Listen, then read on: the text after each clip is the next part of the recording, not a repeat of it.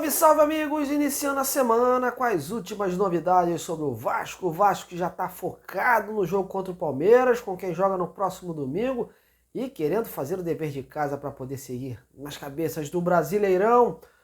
Não deixe de prestigiar esse trabalho. Se chegou até aqui, nos assiste, gosta dos nossos conteúdos diários, curte os nossos vídeos. Participe comentando, compartilhando em grupos de zap e convidando cada vez mais inscritos para o canal. Nesse vídeo de hoje vamos falar das últimas contratações do Vasco na janela que está se encerrando no próximo dia 20. Depois, meus amigos, só em julho. E depois de Matheus Cocão, o clube agiu na surdina e trouxe mais um santista considerado oportunidade de mercado. O meio argentino Gabriel Carrabajal. Duas contratações que dividiram opiniões entre os torcedores, né? Mas afinal, o que esperar dessas peças e o porquê deles não terem sido muito aproveitados por lá? Para responder essas perguntas, eu convidei dois setoristas que acompanham o dia a dia de Náutico e Santos, respectivamente, e que vão esmiuçar para a gente toda essa situação. Portanto, fique ligadinho até o final, deixando seu like aí e vem comigo nessa! Precisando encorpar o elenco e aproveitando a extensão da janela do mercado nacional até o próximo dia 20, a diretoria do Vasco, na figura do diretor Paulo Brax, tratou de agilizar a corrida por novos nomes para o elenco. O dirigente sempre deixou claro que para agora não iriam rolar investimentos altos como foram feitos no início do ano. E o foco seria as tais oportunidades de mercado. Pois bem, na última sexta-feira, na calada da noite, o Vasco oficializou a chegada de um volante para a composição do elenco, o Matheus Cocão, do Náutico, como vocês sabem, né, e que foi anunciado como Matheus Carvalho. O jogador tem 21 anos e, apesar de ter subido para o profissional desde o ano passado, não vinha tendo assim uma sequência no time titular por lá. Uma contratação que, por sinal, foi muito questionada pelos torcedores. Pois se para o Náutico, que havia caído para a Série C, o atleta não vinha sendo aproveitado, porque para o Vasco, que hoje conta com investimentos maiores, caberia. Bom, e ontem, novamente no apagar das luzes, o clube acertou com mais uma peça que estava sem espaço em seu respectivo clube. O meia de 31 anos, Gabriel Carrabajal, este pelo menos mais conhecido e experiente, estava atuando pelo Santos, vindo do Argentino Júnior. Porém, meus amigos, atuou pouco por lá.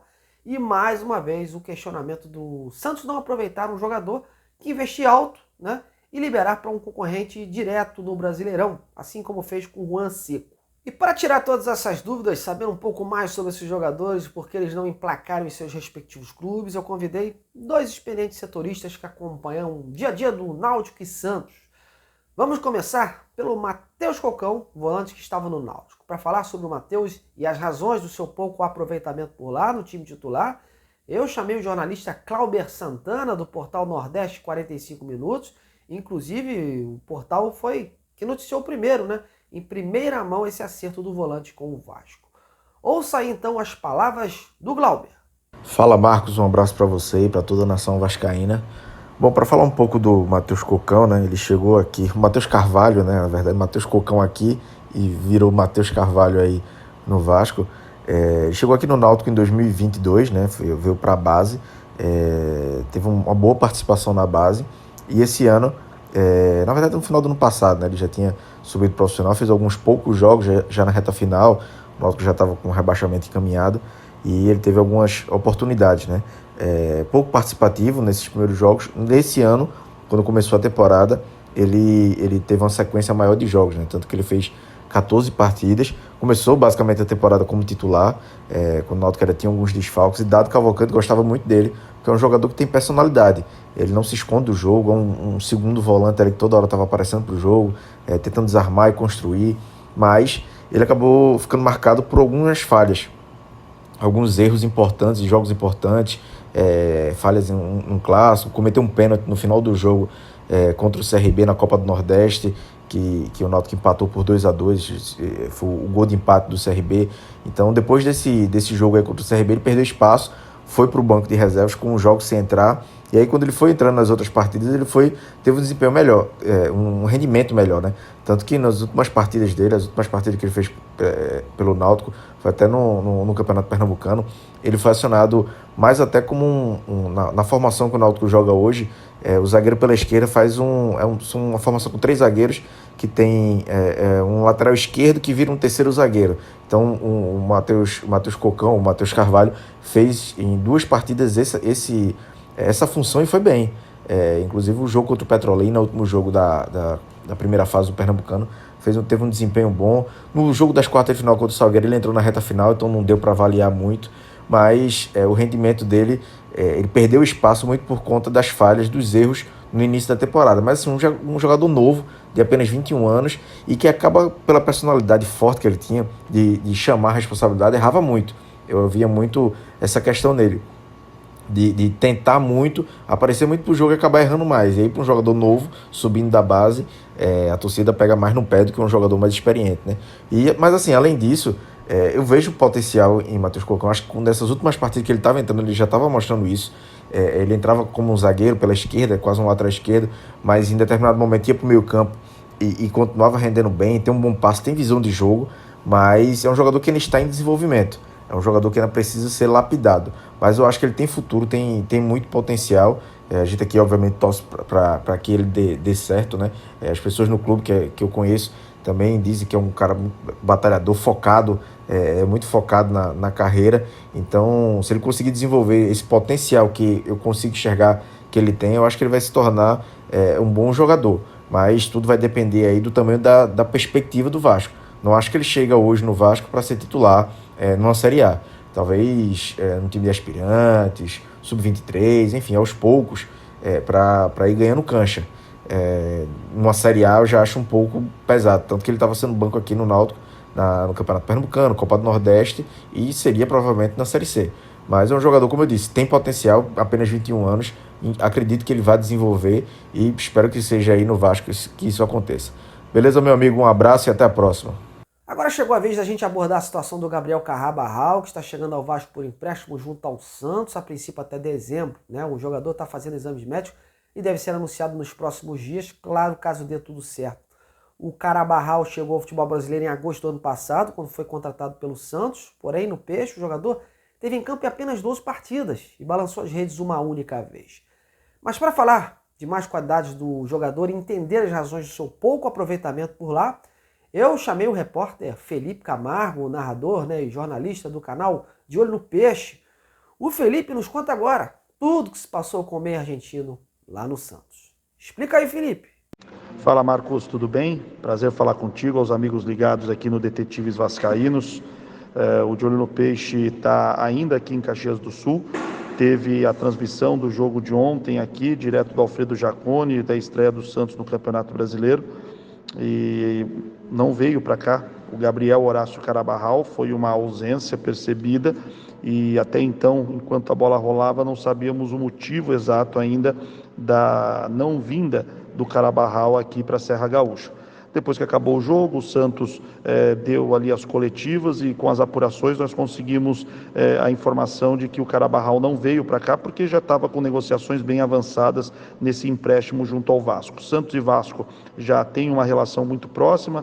Há pouco tempo o Juan Seco acabou sendo negociado com o Vasco, foi por empréstimo até o final do ano, com passe fixado, e o modelo do negócio feito com o Carrabarral é muito semelhante, né? O Carrabarral chega à Colina com um passe fixado, um empréstimo até o final do ano, um argentino que teve aí um custo de quase 8 milhões de reais para o Santos.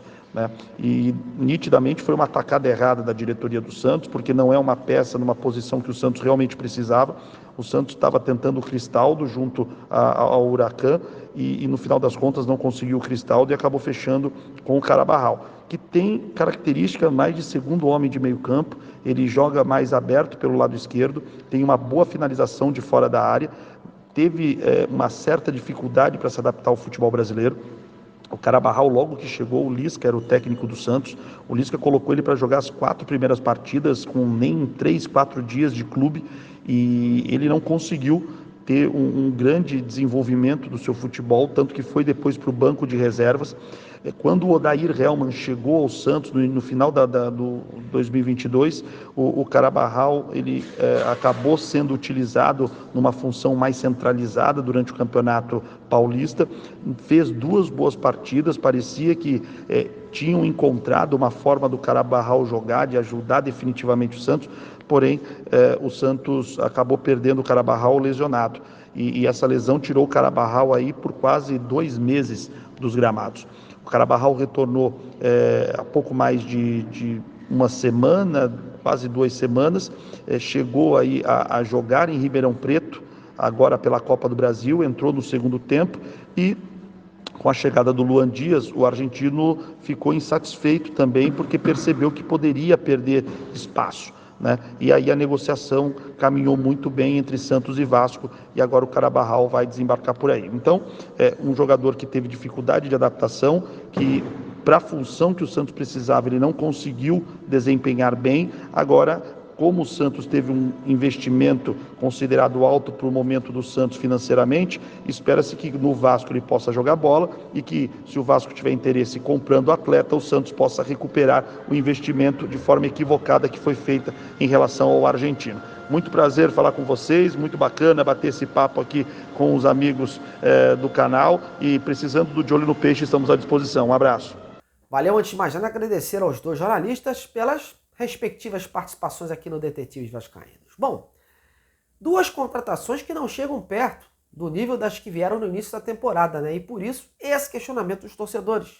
Dessas 2, a que eu menos entendi foi a do Cocão. Não sei o que pesou nessa escolha, se foi por indicação, análise de desempenho, oportunidade, enfim. Só quando a gente ouvir o Brax, né, que a gente vai saber realmente o que motivou a vinda desse atleta.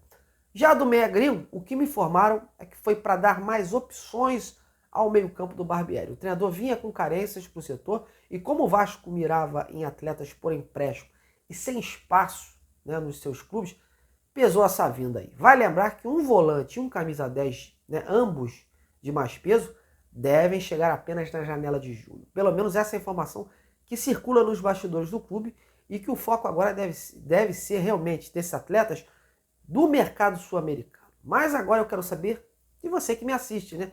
Qual a sua opinião sobre as chegadas de Matheus Cocão e Gabriel Carabarral? Comente aí, participe e coloque seu ponto de vista sobre o assunto. Bom, galera, estou colocando um ponto final em mais um boletim do canal Detetives Vascaínos. Como vocês puderam ver aí, aqui é jornalismo de verdade, jornalismo 100% na sua essência. Espero que vocês tenham curtido aí, né, esse informativo, né, sobre esses 2 jogadores que estão chegando ao Vasco. Bom, em breve estou de volta com mais informações. A semana está começando e muita água vai rolar debaixo dessa ponte. Um grande abraço e até a próxima.